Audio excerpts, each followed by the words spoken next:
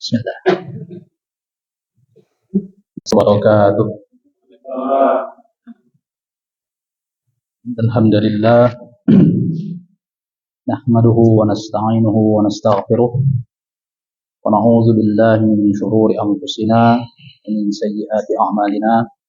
Man yahdihillahu fala mudilla lahu wa man yudlil fala hadiya lahu.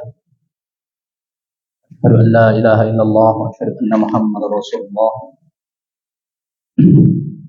Allahumma shalli wa sallim ala nabiyyina Muhammad wa ala alihi wa sahbihi wa man tabi'ahu ila yaumil qiyamah. Alhamdulillah, pada kesempatan ini kita mencoba untuk melanjutkan kembali pengajian kita, pengajian tafsir, dan kita membahas pada pengajian yang lalu, entah kapan itu terakhirnya ya. Pak Mitro biasanya tahu. Pak Mitro tahu semua. Masuk nggak suaranya? Ada nggak ini? Suaranya masuk nggak? Kayak kemarin lagi, kayak Sony. Nah, nanti dia orang situ kalau dia bilang nggak ada suaranya cabut gitu ya. Ya. Kayak kemarin, sampai akhir nggak ada suara.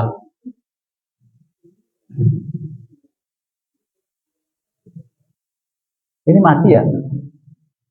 Hah? Udah nyala? Tadi mati, pantesan panas. Kita baru AC kita nggak ada, kita udah panasan. Tapi alhamdulillah, maka ini kita lanjutkan pengajian kita. Saya lihat rekaman kemarin sampai pada bahasan tentang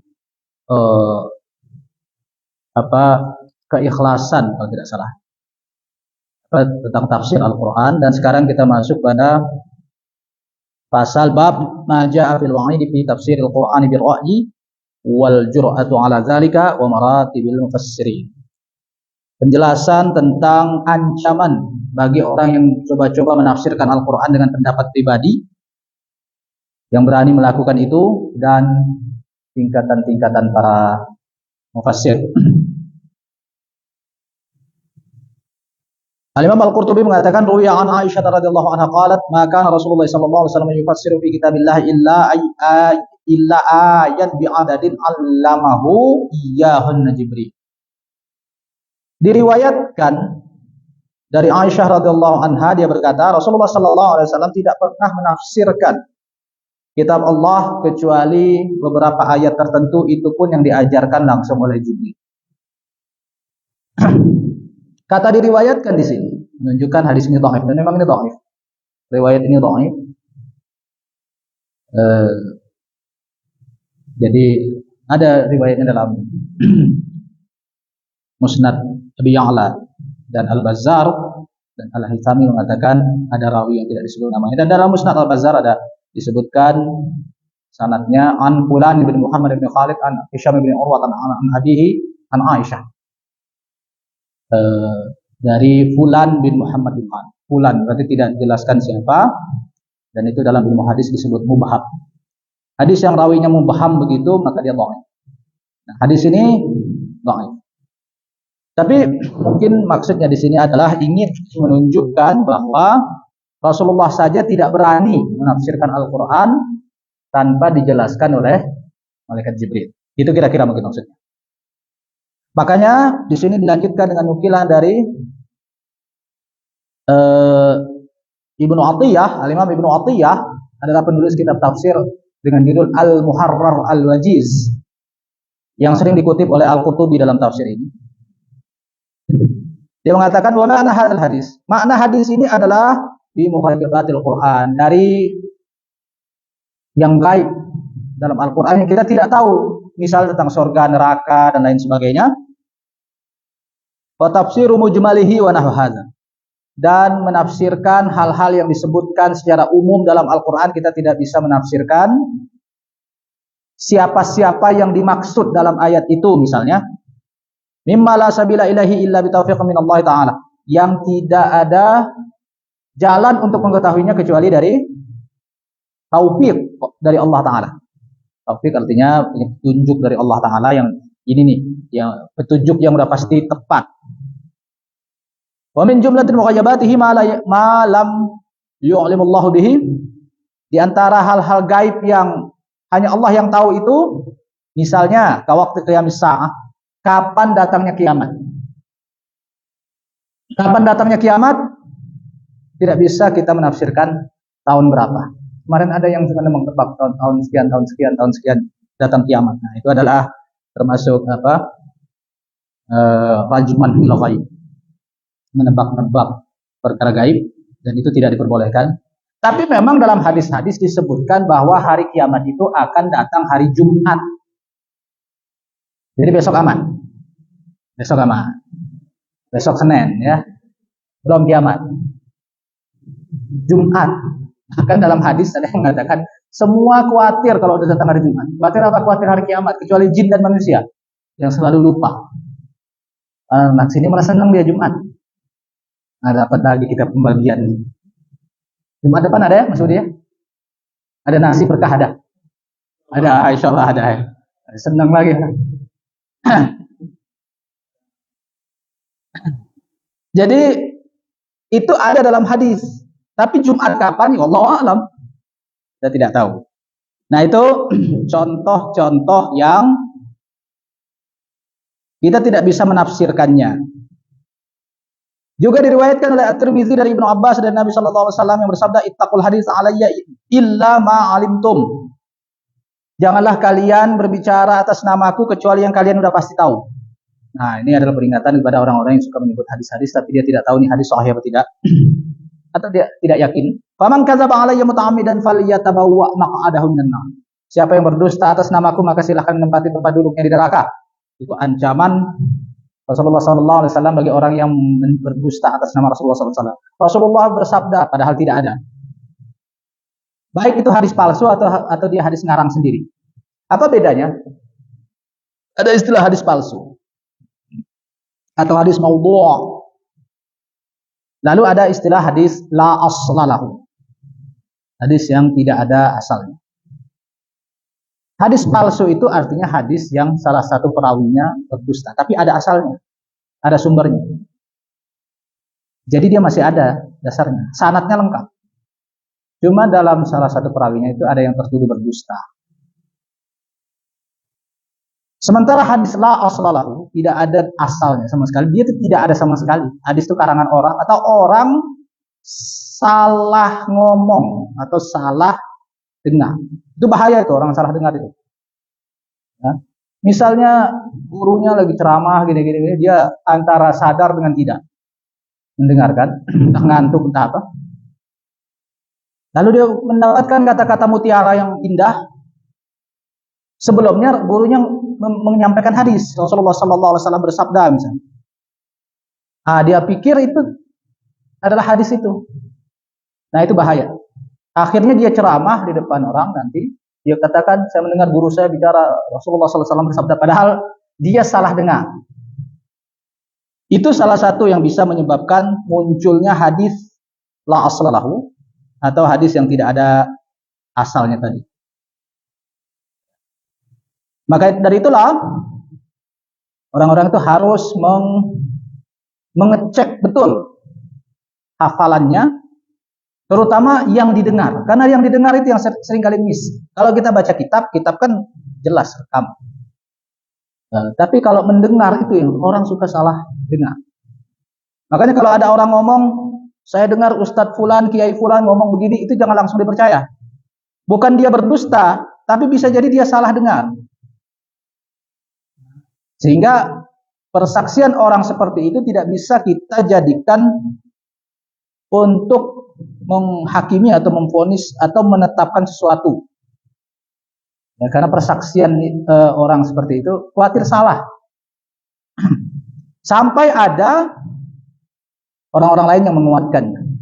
Makanya misal dalam kita belajar usul fikih, kisah yang paling terkenal itu adalah kisah Abu Bakar radhiyallahu anhu didatangi oleh seorang nenek bertanya tentang warisan nenek berapa. Nah, Abu Bakar saya nggak tahu, belum pernah mendengar Rasulullah Sallallahu Alaihi Wasallam menyebut nenek dapat warisan berapa. Akhirnya ada nggak suaranya? Tahu 1 jam nggak ada suaranya. Udah selesai baru Sony ngomong, nggak ada suaranya Ustaz ya. Udah selesai baru. Ya kemarin di masjid ini, rekaman gini juga. Tahu-tahu suaranya nggak ada yang masuk. Orang udah teriak-teriak di situ, nggak ada suara, nggak ada suara. Yang merhatiin nggak. Sampai selesai nggak ada suaranya, karena terhalang itu tuh mic itu. Jadi harusnya kalau nggak ada suaranya cabut langsung. Jadi suara mic ini yang masuk situ. Jadi Abu Bakar ditanya berapa bagian saya kata nenek ini. Saya belum tahu. Loh kok bisa Abu Bakar nggak tahu? Banyak orang suka Abu Bakar kan sahabat dekat Rasulullah Sallallahu Alaihi Wasallam. Kok bisa Abu Bakar nggak tahu berapa bagian nenek dalam warisan? Ya bisa saja, karena kan pertama mungkin kasusnya jarang nenek-nenek datang. Maksudnya gini, orang meninggal, ibu bapaknya sudah meninggal semua, tinggal neneknya, nenek atau kakek. Nah, nenek dapat warisan nggak? Gitu. Maka Abu Bakar tidak tahu. Lalu berbicaralah, kalau tidak salah Abu Musa al-Asy'ari mengatakan, saya pernah dengar Rasulullah menetapkan nenek dapat 1/6, seperti halnya ibu. Nenek dapat 1/6. Nah, Abu Bakar nggak mau langsung percaya. Nggak, sabar dulu. Ada yang lain nggak yang dengar? Padahal ini ngomong Abu Musa al-Asy'ari. Artinya Abu Bakar bukan mengatakan atau mendustakan Abu Musa, tidak. Tapi takutnya dia salah dengar. Entah dia salah angka, 1/6, 2/6 dikira didengarnya 1/6, atau 1/3 dia dengarnya 1/6, misalnya begitu, misal. Bisa jadi dia salah, itu bukan nenek, itu ibu, semua bisa terjadi. Akhirnya datang lagi satu orang sahabat, Muhammad bin Maslamah al-Ansari namanya, yang mengatakan, iya saya juga mendengar yang sama. Barulah Abu Bakar menetapkan. Jadi di sini adalah bagaimana kehati-hatian para sahabat memperoleh informasi. Harus dicek dulu. Tidak cukup hanya satu orang. Sebenarnya sudah cukup. Cuman supaya lebih meyakinkan, takutnya orang ini salah dengar, maka kita harus betul-betul berhati-hati dalam memvalidasi informasi, terutama yang berkenaan dengan syariat. Gitu kira-kira. Itu salah satu contohnya begitu. Dan kok bisa Abu Bakar nggak tahu, Abu Musa tahu? Padahal Abu Musa kan orang Jawa, orang dari Yaman. Bisa saja. Artinya kan Abu Bakar tidak 24 jam bersama Rasulullah SAW. Memang sahabat paling dekat ketika di Mekah. Tapi ketika sudah di Madinah, Rasulullah mereka punya kerjaan masing-masing. Abu Bakar punya toko, dia dagang di pasar. Mungkin pada saat nenek itu datang, Abu Bakar tidak ada di tempat. Yang penting tidak.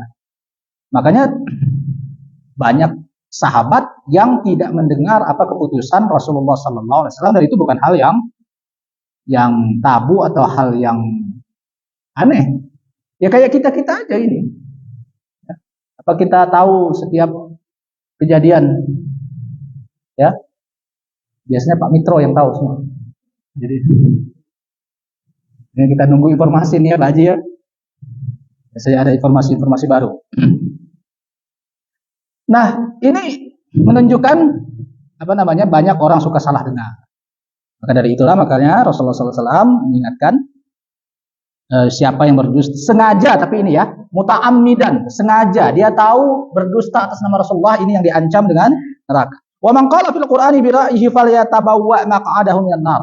Siapa yang berkata tentang Al-Qur'an, tafsiran Al-Qur'an dengan pendapat pribadinya, maka silakan menempati tempat duduknya di neraka. Ini ditafsirkan begini. Maksudnya adalah bahwa berpendapat di sini pendapat pribadi yang tidak sesuai dengan tuntunan ilmu. Menafsirkan Al-Qur'an tidak sesuai dengan tuntutan ilmu. Makanya dalam riwayat lain dari Jundab radhiyallahu an, Rasulullah SAW bersabda, "Man qala fil Qur'ani bi ra'yihi fa asaba faqad akhta."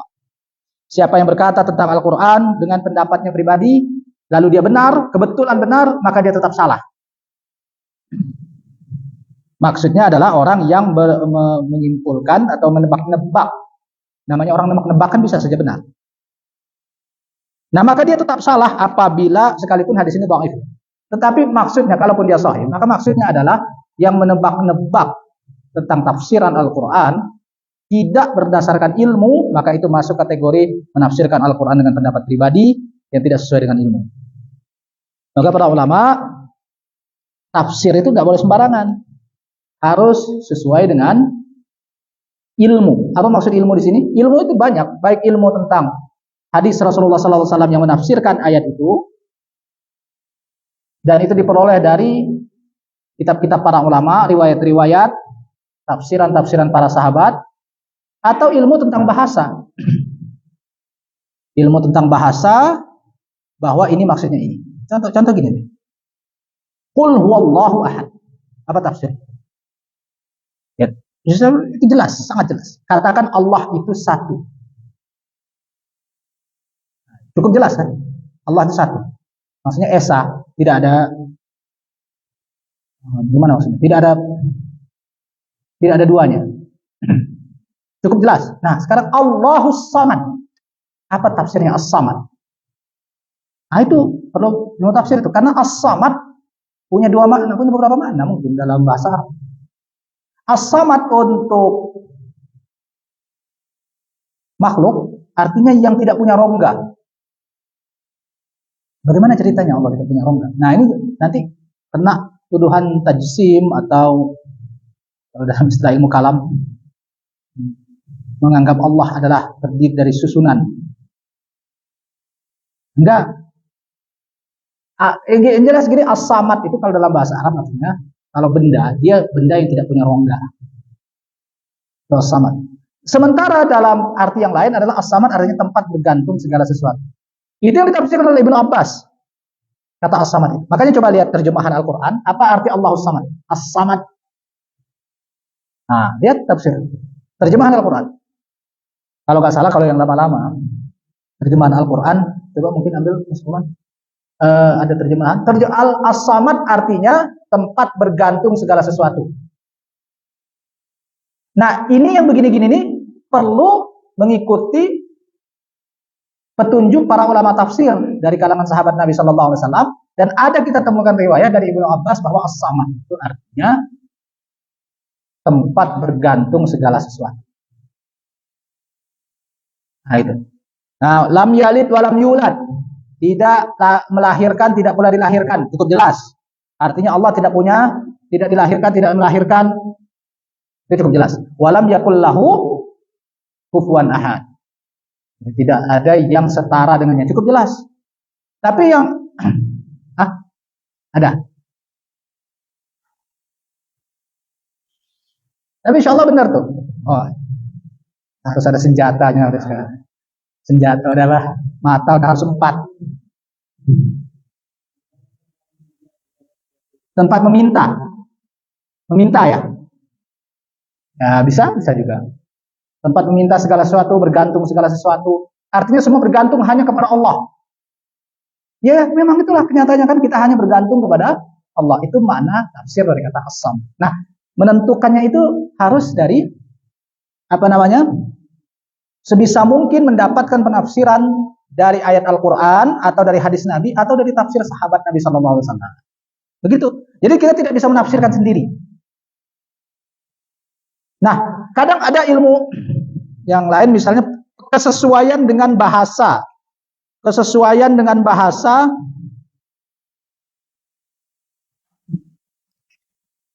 Misalnya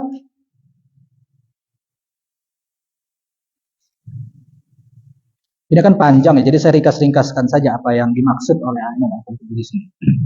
Jadi menafsirkan kesesuaian dengan bahasa yang dipahami oleh orang Arab misalnya. Dan itu banyak penyimpangan-penyimpangan penafsiran yang dilakukan oleh terutama kalangan yang terpengaruh dengan filsafat di kalangan ahlul kalam, misalnya dalam menafsirkan sifat Allah, makna yad, misalnya yadullah fawqa aydihim, atau lima khalaqtu biyadayya, makna yad, dua tangan dalam Al-Qur'an itu maksudnya apa? Kekuasaan, nikmat atau apa? Atau Allah bersemayam di atas arsy, istawa 'alal arsy misalnya. Secara bahasa orang Arab udah paham itu maksudnya apa. Jadi mereka tidak perlu menafsirkan lagi. Karena mereka paham maksudnya apa dan tidak membagaimanakan itu. Lalu ahli kalam karena terpengaruh pada filsafat itu ada beberapa itu. Jadi gini, ahli kalam itu sebenarnya ingin melawan filsafat. Maka apa yang dikatakan filsafat harus dibantah. Oh, kalau enggak nanti jadi begini, gitu kira-kira. Nah, akhirnya mereka menafikan penafsiran tidak mungkin Allah di atas arsy. Tidak ada apa-apa di atas arsy. Allah tidak ada, tidak di mana, tidak di atas, tidak di bawah, tidak di mana. Nah, apakah itu bahasa yang dipahami oleh orang Arab? Tidak. Kalau tidak ada di mana-mana, terus di mana? Tidak di luar alam, tidak pula di dalam alam. Nah, terus di mana? Ya sudah, tidak ada. Berarti Allah tidak ada.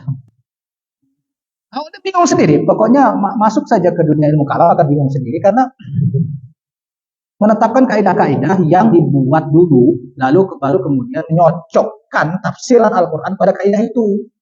Padahal nggak harus begitu juga. Al-Quran ini turun di masa Rasulullah SAW, didengar oleh orang-orang Arab, yang mana mereka menguasai bahasa itu, langsung paham, oh maksudnya ini. Jadi ya, tidak ada masalah. Karena Allah tidak sama dengan apapun, ini kita tidak usah menyamakan, membagaimanakan dengan apapun, beres.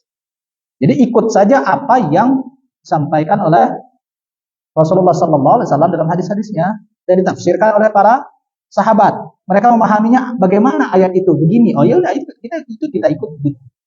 Kalau itu termasuk menafsirkan dengan ra'yu yang jelek atau pendapat pribadi yang jelek karena terpengaruh dengan kaidah-kaidah ilmu kalam. Akhirnya menafsirkan istawa dengan istaula misalnya. Istawa menguasai arsy, bukan dari atas arsy, tapi menguasai arsy itu tidak sesuai dengan tafsiran bahasa Arab. Dan itu dibantah oleh para ulama pendahulu. Akhirnya, tapi belakangan banyak yang menafsirkan seperti itu. Termasuk salah satunya Al-Qurtubi ini. Ya. Dia beraliran Asy'ariyah dalam hal ini dan nanti kita akan temukan beberapa. Dan sudah kita bahas juga di awal-awal bagaimana akidah Al-Qurtubi dalam masalah asma wa sifat. Cuma dia jujurnya dia mengatakan kalau salaf menafsirkannya begini, tapi kalau saya nggak begini. Jadi memang, tapi itu bagus, dia jujur, dia bertentangan dengan salaf. Jadi dia tidak, kita nggak mau ngikutin dia, kita ngikutin salaf. Baik, berikutnya adalah jadi ringkasnya menafsirkan Al-Quran dengan pendapat pribadi itu artinya menafsirkan dengan hal yang tidak dibimbing oleh Rasulullah SAW, jadi menafsirkan sendiri. Nah itu hatta orang Arab pun tidak akan bisa. Kita kalau kita baca terjemahan Al-Quran, kadang-kadang suka bingung juga. Ini maksudnya bagaimana ya? Karena tafsir itu nanti luas. Nanti ada namanya tafsir, ada namanya tadabbur. Kalau tafsir sih sudah final. Tafsir itu artinya para ulama sudah menjelaskan. Ini makna ayat ini. Secara makna, maksudnya ini. Tapi kalau tadabbur, itu kita bisa melakukan tadabbur sendiri. Mengambil pelajaran dari ayat. Al-Quran yang ada. Untuk kita amalkan dalam kehidupan kita. Itu namanya tadabbur. Dan itu kita cukup, misalnya, kalau kita berangkat dari ayat yang jelas saja, misalnya, dari surah Al-Fatihah lah, misalnya. Apa misalnya? Iyyaka na'budu wa iyyaka nasta'in. Misalnya. Hanya kepadamu lah ya Allah kami menyembah dan hanya kepadamu lah kami mohon pertolongan. Maknanya bagaimana dalam kehidupan kita? Apa yang harus kita amalkan dengan ayat ini? Artinya kalau ada apa-apa masalah kita datangnya hanya kepada Allah. Dan menyembahnya kita hanya kepada Allah. Jangan datang ke sesembahan selain Allah gitu. Apa maksud sesembahan selain Allah itu? Kadang kalau orang Islam merasa dia tidak akan menyembah selain Allah. Iya, tidak menyembah dalam artian menuhankan atau menganggap dia Tuhan, tapi membuat satu perantara antara dia dengan Allah. Datang ke kuburan keramat misalnya. Nah, itu adalah bagian dari penyembahan. Jadi dia ketika dia melakukan itu, dia melanggar iyyaka na'budu. Iyyaka itu artinya hanya engkau lah, hanya. Kalau kita masih ada yang lain, berarti tidak hanya engkau, ada yang lain loh ya Allah. Aku menyembahmu ya Allah, tapi ada juga yang lain lewat perantara yang lain juga. Gitu. Nah, itu berarti tidak iyyaka, karena iyyaka di situ artinya hanya engkau. Itu dalam ilmu balaghah namanya tak apa Pak? Enggak, itu al-hasr, ma'ani, ilmu ma'ani. Adatul hasr. Iyyaka atau mengedepankan maf'ul bih. Nanti kalau banyak perangkatnya, kalau harus belajar nahwu dulu, baru setelah itu belajar balaghah. Itu pun juga belum bisa menafsirkan Al-Qur'an, baru sekedar paham bagaimana ayat ini maknanya ini gitu. Nah, itu contoh. Jadi dalam kehidupan kita itulah kita amalkan bahwa kita hanya minta tolong kepada Allah. Kalau gitu nggak boleh minta tolong pada orang dong, bukan begitu maksudnya. Maksudnya pertolongan yang hakiki itu hanya dari Allah. Minta tolong kepada orang itu adalah bagian dari fitrah manusia. Kan nggak mungkin Allah yang langsung ngasih duit kita dari langit, ya. Nggak rekening, mana nih transferan dari Allah kok belum ada? Dia nggak akan ada. Kalau mau dapat duit ya kerja. Maksudnya adalah bagaimana cara kita minta tolong kepada Allah? Melakukan ikhtiar yang telah ditetapkan oleh Allah dan tidak melanggar larangan-larangannya, itu maksudnya. Jadi rezeki dari Allah tidak boleh ditempuh atau diambil dengan cara yang haram. Itu salah satu tadabbur. Itu yang harus kita lakukan. Adapun tafsir, misalnya apa? Ghairil maghdubi alaihim waladdallin. Bukan jalan orang-orang yang engkau murkai dan bukan pula orang-orang yang sesat. Nah, siapakah orang yang maghdubi alaihim, yang dimurkai oleh Allah, dan siapa pula orang yang sesat? Itu tafsir ini. Para ulama menafsirkan al-maghdubi alaihim itu artinya Yahudi, ad-dallin artinya Nasrani. Oke. Tapi maksudnya secara umum itu hanya maksudnya menyampaikan contohnya yang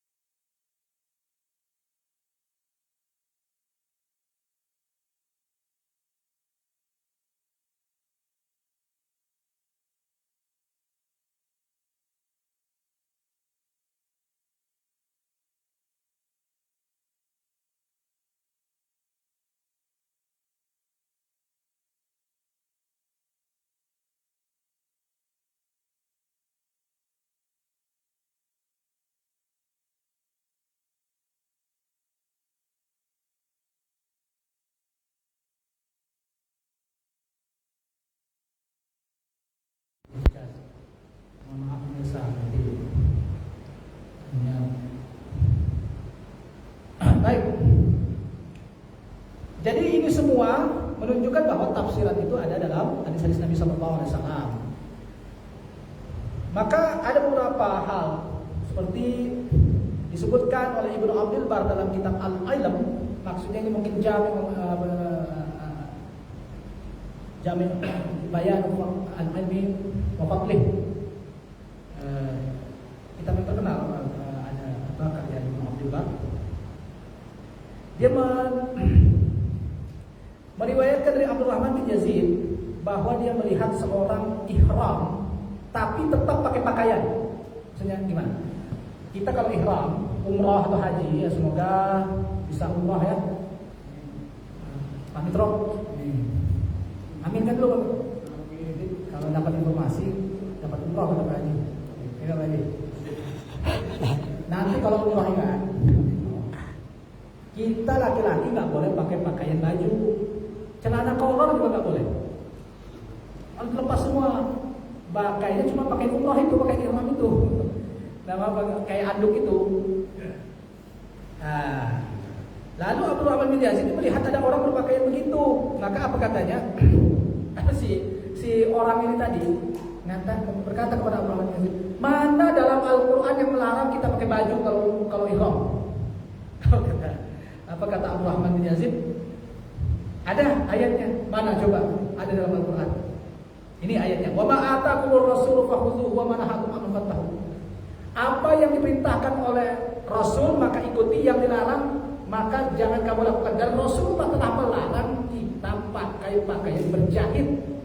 Jadi itu ada dalam Al-Quran. Itu kira-kira maksud Abdurrahman bin Yazid di sini. Maksudnya orang-orang ini kan ada dalam Al-Quran. Saya mau pakai Al-Quran aja. Lalu kemudian sekarang berkembang dengan nama istilah ingkar sunnah, dan itu ada tingkatan-tingkatannya. Jadi ya mau tetap pakai baju karena tidak ada larangan dalam Al-Quran ihram pakai baju. Adanya dalam hadis. Ya. Jadi kalau kita ihram pakai umrah itu harus dilepas semua pakaian berjahit, termasuk celana dalam, nggak boleh. Ya.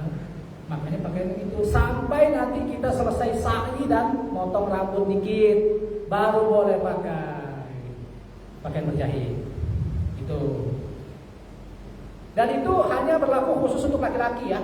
Kalau perempuan tidak berlaku. Kalau perempuan boleh pakai apapun. Ada cerita orang bimbing umrah gitu, dia pikir berlaku juga untuk perempuan. Akhirnya dia tidak pakai semua celana dalam, dia tidak pakai semua dalaman.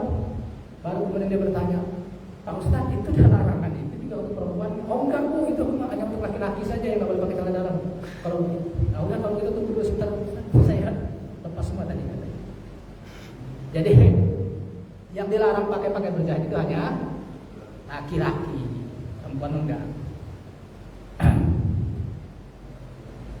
Jadi dari mana dapatnya larangan umrah pakai pakaian berjahit? Dari hadis. Kan nggak ada dalam Al-Quran. Justru hadis itu menerangkan tambahan dalam Al-Quran. Itu maksudnya ini dibuat oleh Al-Qurtubi. Kemudian, nah ini yang cukup menarik adalah bahwa Al-Qurtubi menukil hadis dari Ma'di Karim, Miqdam bin Ma'di Karim, bahwa Rasulullah SAW bersabda, ala wa inni qad utitul kitaba wa mithlahu ma'ahu. Ingatlah bahwa aku sudah diturunkan Alkitab Al-Quran ini dan yang semisalnya. Nah, yang semisal ini apa? Yang semisalnya itu adalah hadis. Ala yushiku rajulun syaba'an ala alikatihi. Ingatlah, khawatir nanti ada orang perutnya kenyang lalu bersandar di singgasananya. Itu menunjukkan orang malas menuntut ilmu, kalau ditafsirkan oleh para ulama dalam hal ini. Lalu dia ngomong ke teman-temannya atau ke anak buahnya dengan mengatakan, alaikum bihadzal Qur'an. Wa ma wajadtum fihi min halalin fahalliluhu wa ma wajadtum fihi min haramin faharrimuhu.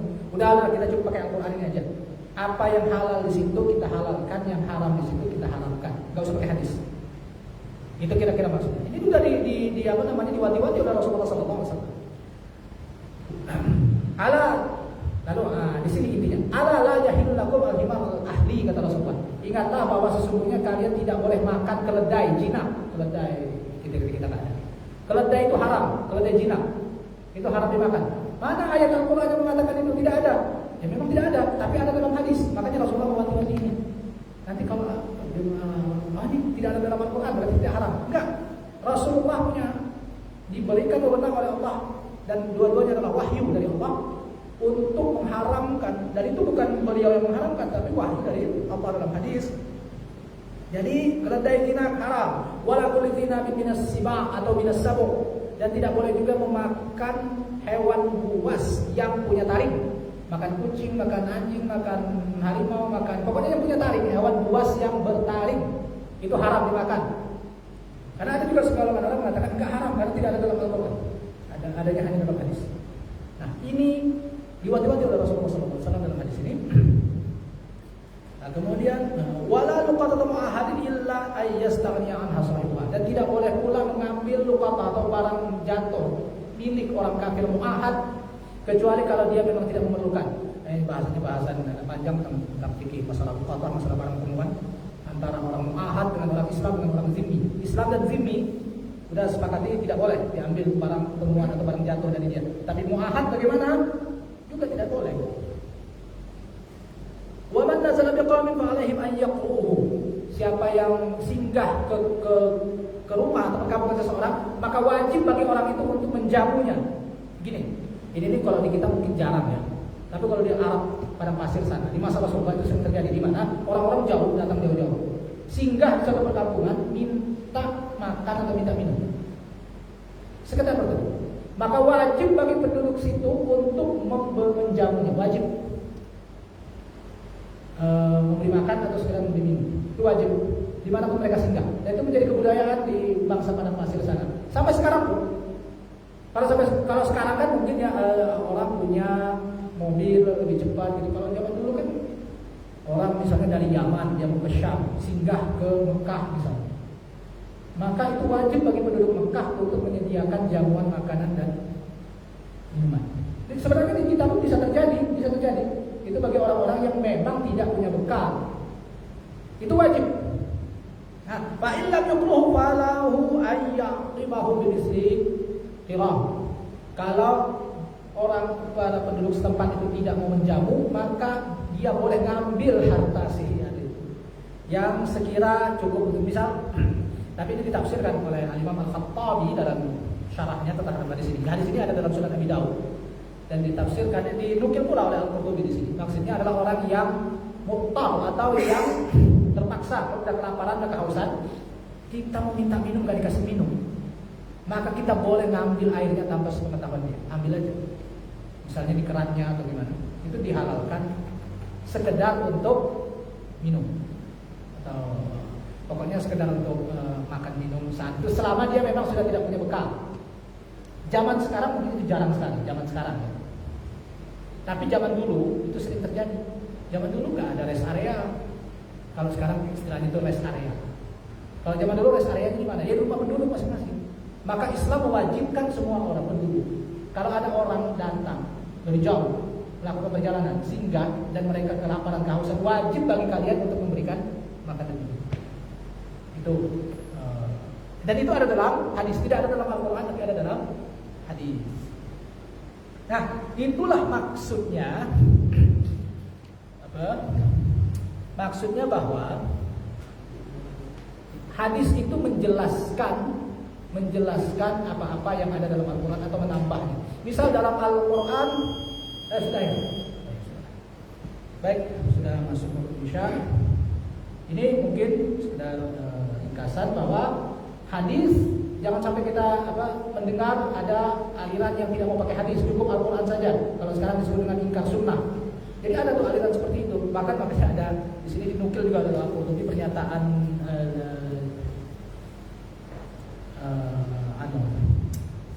Imran bin Husain radhiyallahu anhu seperti ngomongnya di mana tempatnya.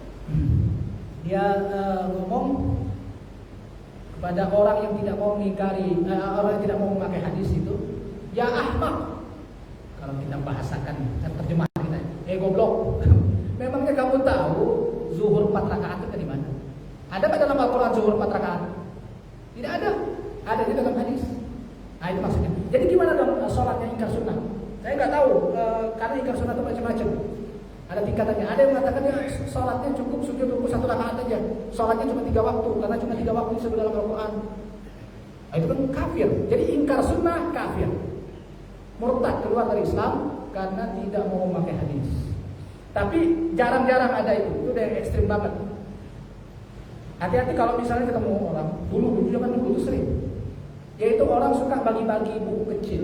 Kalau pernah lihat di jembatan-jembatan sana itu, jembatan penyeberangan dulu, kami masih mahasiswa sering ketemu itu. Anak-anak pakai kardus bagi-bagi selebaran, isinya ayat Al-Quran semua. Setelah diteliti ternyata mereka ini adalah kelompok pesantren ingkar sunnah. Ada pesantrennya, mereka hafal Quran tapi tidak mau mengamalkan hadis. Makanya isinya kok ayat Al-Quran semua, nggak ada hadis, nggak ada penjelasan ulama. Sebenarnya mereka ingin menyebarkan ajaran itu, tapi sebenarnya ajaran itu nggak laku ya, karena memang sangat lemah sekali. Kalau tidak karena sunnah, dari mana orang bisa sholat misalnya, dari mana orang bisa melakukan banyak hal, karena semua itu diterangkan dalam sunnah atau diterangkan dalam hadis Nabi SAW. Tetapi ada orang-orang yang ingkar sunnah itu tidak secara menyeluruh, parsial ingkarnya. Itu ada juga, misalnya menolak hadis ahad yang sahih dalam akidah, itu bagian juga dari ingkar sunnah. Bagian dari ingkar sunnah, tetapi parsial. Mungkin belum sampai pada tingkat kekafiran, tapi sudah jelas-jelas sesat. Begitu yang bisa saya sampaikan. Bagaimana, Mas Roman? Udah cukup. Baik, alhamdulillah. Kalau sudah cukup, itu ada berkat. Kalau sudah cukup, kita cukupkan sampai di sini.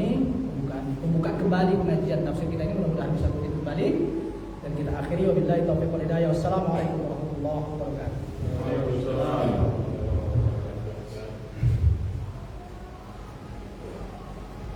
Mana? Langsung selesai. Selesai.